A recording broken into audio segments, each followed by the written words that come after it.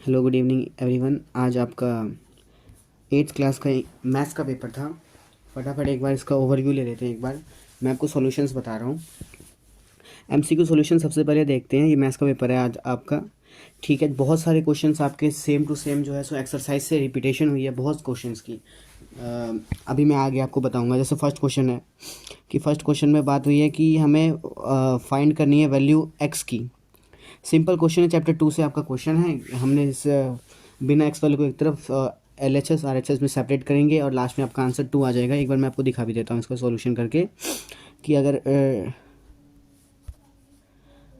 ये हम अगर इसका 2/3 को यहीं रहने देंगे और इधर इक्वल टू में 7/3 -1, ठीक है। यहाँ पे आप एलसीएम लोगे तो आपका आ जाएगा, एलसीएम लेके सॉल्व करने के बाद आपका 1/3 आ जाएगा और इधर 2/3x रहेगा, ठीक है। 2/3x रहेगा, 3 से 3, तो आपका आंसर फाइनली जो है सो क्या आ जाएगा, 2 आंसर जो है सो आपका आ जाएगा। तो ये वाला क्वेश्चन आपका जो है सो 2 आंसर आएगा इसमें। नेक्स्ट क्वेश्चन है कि लेंथ साइड का दे रखा है स्क्वायर का 441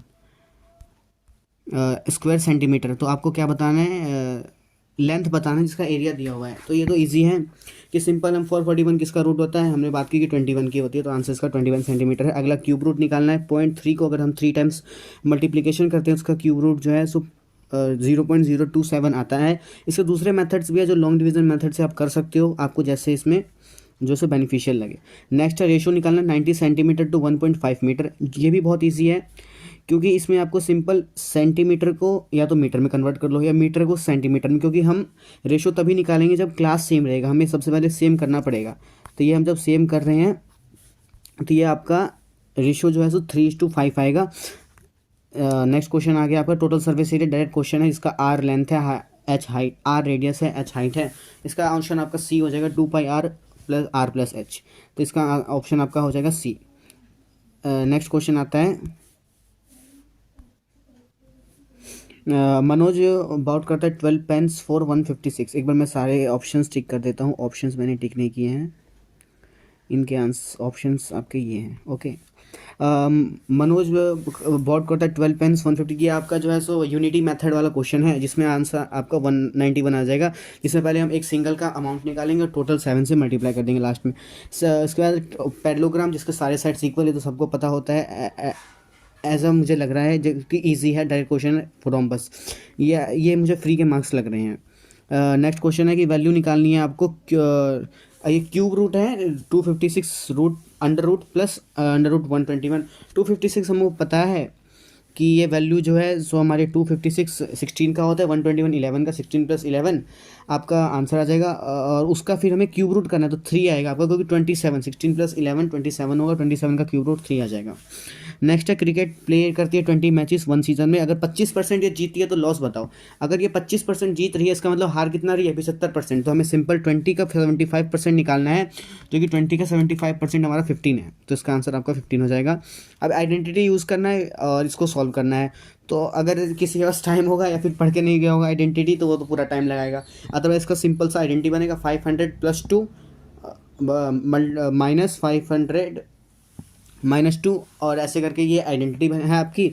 और इसको सॉल्व करके आपका 400,000 आ जाएगा आंसर। ऐसे आप क्वेश्चंस आपको बुक में बहुत सारे मिलेंगे। नेक्स्ट एरिया सर्कुलर शीट का बताने, इसका रेडियस 7 है, 154 centimetre, πr²। Formula direct question है, लगाएंगे। इसमें कई बच्चे गलती कर सकते हैं अगर कॉन्सेप्चुअल क्लियरिटी ना हो या फिर प्रॉब्लम हो तो। अब किसी भी नंबर की पावर या किसी भी कांस्टेंट की पावर हमने पढ़ी है, अगर 0 होता है तो उसका जो आंसर है 1 आता है। तो अगर हम 3 की पावर 0 मतलब 1 + 1 -1, तो ये 1 + 1 - 1 की होल पावर 1, इसका मतलब इसका आंसर क्या आएगा, इसका मतलब इसका 1 + 1 2 - 1, 1 की पावर 1 = 1। तो इसका आंसर हमारा 1 होगा। इसमें हो सकता है कई बच्चों की कॉन्सेप्चुअल एरर के कारण मिस्टेक कर सकते हैं, अदरवाइज ये क्वेश्चन भी बुक में है ऐसा, और प्रीवियस ईयर क्वेश्चन में भी ये देखे गए हैं। नेक्स्ट एक्सप्रेस करना है 100 को as a sum of 10 odd numbers. ये आपके बुक का क्वेश्चन है, सेम टू सेम, इसलिए आप वहाँ से इसका आंसर चेक कर सकते हैं। क्वेश्चन नंबर 3 चेक कर देखें तो हम find the value of x. X की वैल्यू निकालनी है। हमको पता है कि ये क्या है, ये 4 साइड से, इसका मतलब क्या है, ये क्वाड्रिलेटरल है। n-2 वाला फॉर्मूला, n-2 × 180 डिग्री का फॉर्मूला निकालेंगे। सम निकालेंगे एक्सटर्नल साइड का, कि हम अगर हम डायरेक्ट भी कर सकते हैं बट अगर 2 मार्क्स का तो हम अपने सेफ के लिए जो है सो ऐसे करेंगे, क्या पता टीचर मार्क्स क्या उनके आंसर शीट में ऐसे लिखा हो कि 4 - 2 इंटू 180 डिग्री, तो आगे इसका सम आ गया 360। अगर आपको याद है डायरेक्ट तो कर सकते हो आप वो, लेकिन ये डिपेंडेंसी टीचर पे होगी कि वो मार्क्स आपको देंगे या फिर नहीं देंगे। ये आपका 360 डिग्री सम आएगा।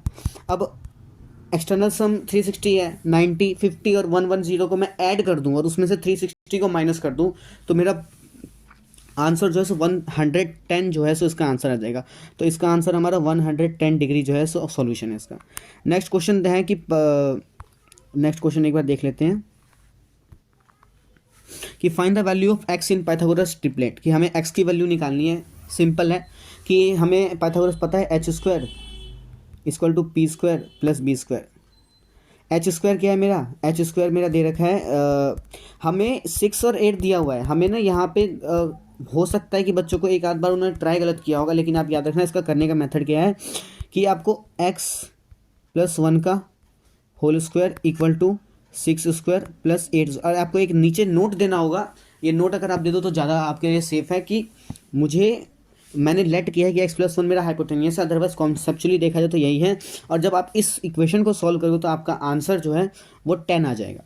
जब भी आप इस इक्वेशन को सॉल्व करने के बाद आपका आंसर क्या आ जाएगा, आपका आंसर आ जाएगा 9 आएगा, 10 आएगा, इधर -1 हो गया, ये आपका आंसर 9 आ जाएगा, ये याद रखना। नेक्स्ट है सॉल्व फॉर एक्स की 108 रूट यहाँ देखा बहुत ईजी है। 2 to 5 दे रखा है, 2 to 5 है, कोई दिक्कत नहीं है। 2 to 5 15 का होता है। अब 15 + 154 169 होता है। 169 जो है वो स्क्वायर रूट होता है हमारा 13 का, और 13 + 108 मेरा आ गया 121। तो 121 फाइनली हमारा होता है 11 का। 121 हमारा ये 11 का होता है, तो इसका आंसर जो है जो 11 है। ठीक है, इसका आंसर आपका क्या हो जाएगा, 11 हो जाएगा। नेक्स्ट क्वेश्चन है आपका कि सॉल्व फॉर एक्स। एक्स की वैल्यू बहुत सिंपल क्वेश्चन, 2 नंबर मुझे लग रहा है फ्री के हैं अगर आपने अच्छे से पढ़ाई की है तो, और जल्दीबाजी से क्वेश्चन सॉल्व ना किया हो तो इसका आंसर 40 है। बहुत इजी क्वेश्चन है, सेपरेट करेंगे हम कांस्टेंट और वेरिएबल को और सॉल्व कर लेंगे। अगला क्वेश्चन है find the smallest number by which 256 must be multiplied to obtain a perfect cube. आपके बुक में कई सारी जैसे एक्सरसाइज है आपके, तो एक्सरसाइज में 8-9 इसके पॉइंट्स दे रखे हैं। अगर बच्चे ने एक भी पॉइंट सॉल्व किया हो तो ईजी है। हमें अगर इस क्वेश्चन को एक बार सॉल्व कैसे करना है ये देख लेते हैं। 256 है, ठीक है। इसका हम सबसे पहले जो है सो एलसीएम लेंगे, तो इसको एलसीएम लेंगे ऐसे करके 128 आ जाएगा। फिर एलसीएम लेंगे 64, री एलसीएम लेंगे फिर 32 आएगा, 16 ऐसे करके आप 16 आया, ऐसे करके आप करोगे तो इसका जो 256 के इक्वल आएगा वो आएगा 222 222 एंड 2 बार और 2 आएगा, तो ये 3 ये आ गया और ये 3 ये आ गया, तो ये 2 बच गए। तो हमें किससे मल्टीप्लाई करना पड़ेगा, हमें 2 से करना पड़ेगा। अब 256 इंटू और 2 तो हमारा 512 होता है, जो कि हमारा क्या एक परफेक्ट स्क्वायर है, परफेक्ट क्यूब है। इसीलिए जो है सो हमें ये परफेक्ट क्यूब बनाना है तो मल्टीप्लाई करना पड़ेगा 2 से, क्योंकि बच्चों यहाँ पे क्या दे रखा है, यहाँ पे दे रखा है फाइंड द मल्टीप्लाई, इसीलिए हमने मल्टीप्लाई डिवीजन होता तो उसका अलग से मेथड था।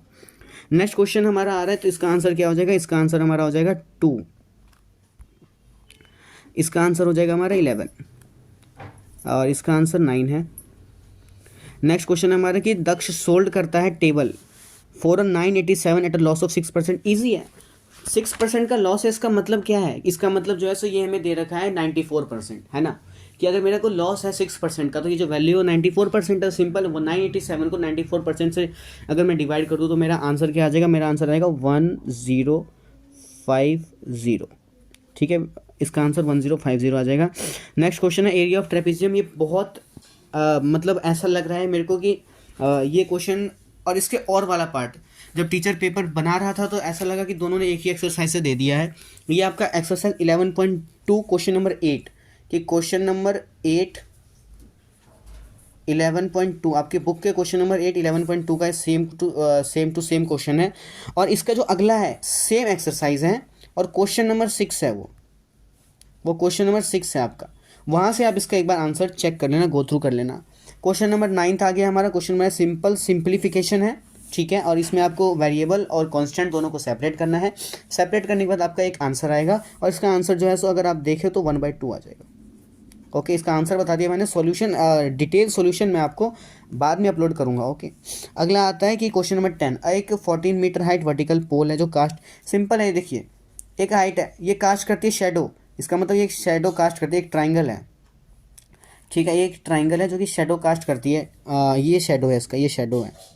और ये बोल रहे हैं कि जो वर्टिकल पोल है इसकी हाइट है 10 मीटर, सॉरी शेडो है 10 मीटर की, और लॉन्ग है ये 15 मीटर की,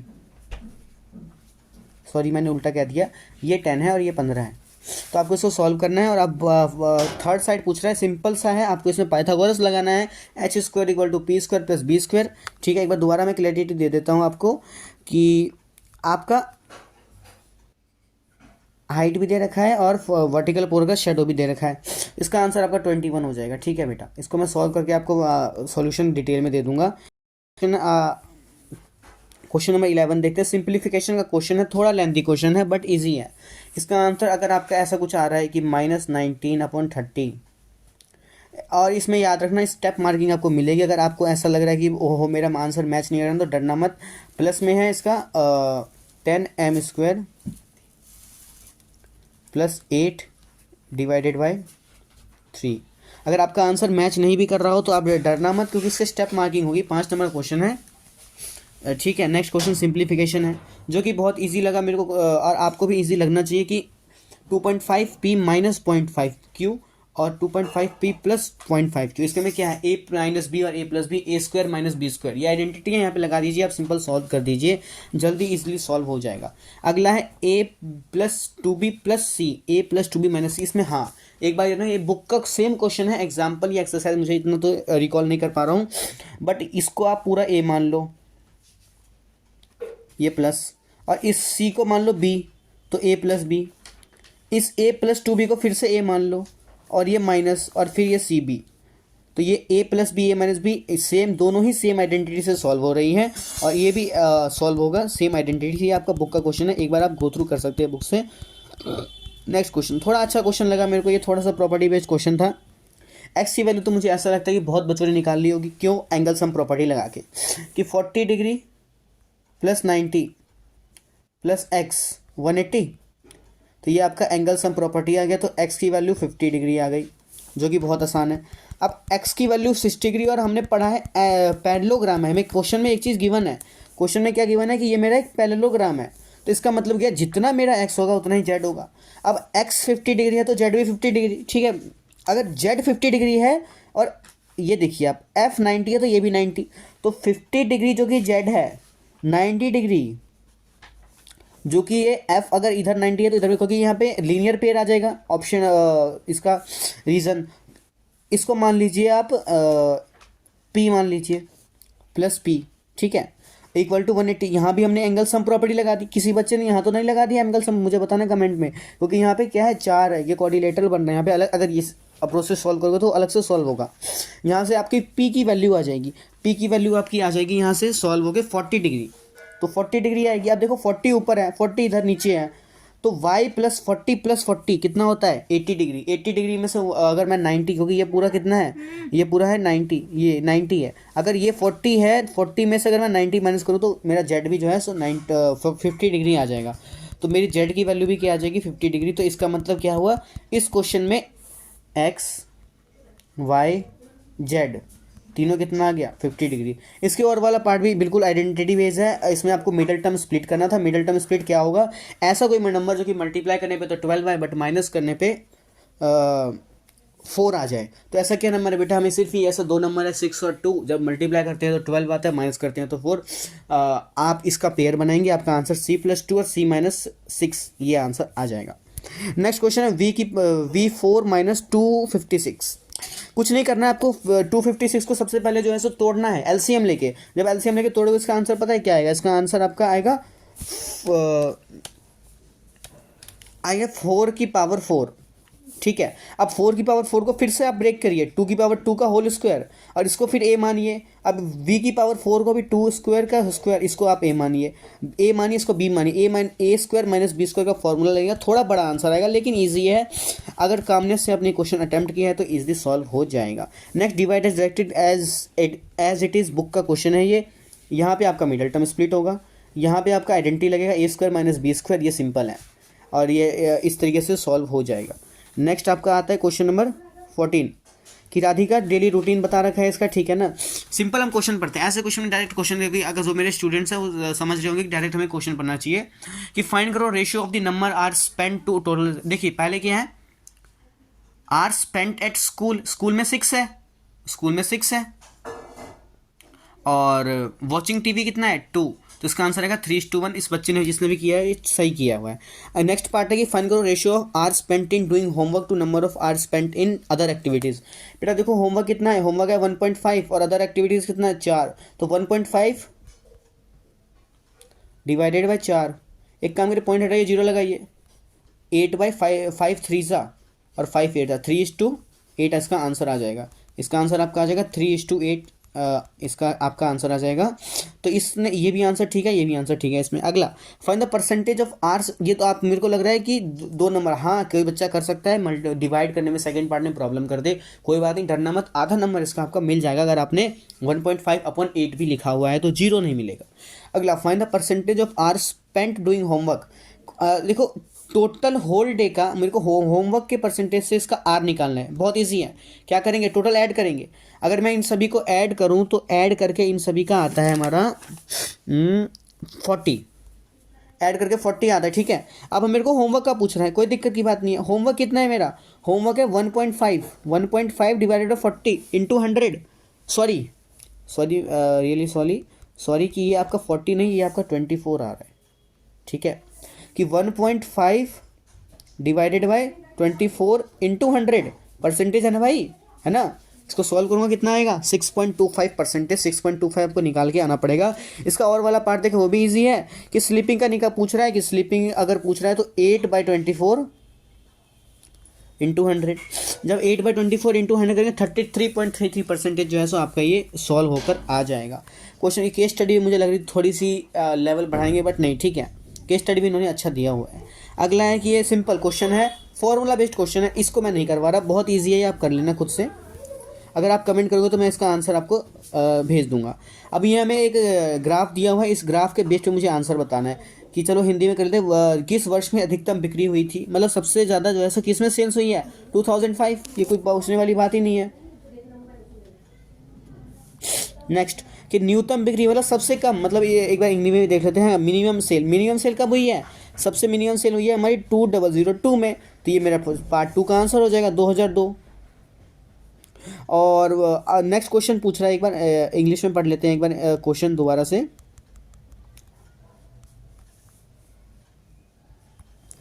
इंग्लिश में आपसे पूछ रहा है कि find the total sale of year 2005 and 2006। बहुत इजी है, 2005 का टोटल सेल कितना है 10 करोड़ और 2006 का कितना है 8 करोड़। और इसके और वाले पार्ट में पूछ रहा है 2002 और 4 का, 2002 का और 4 का, 2 का है 4 और 4 का है 6।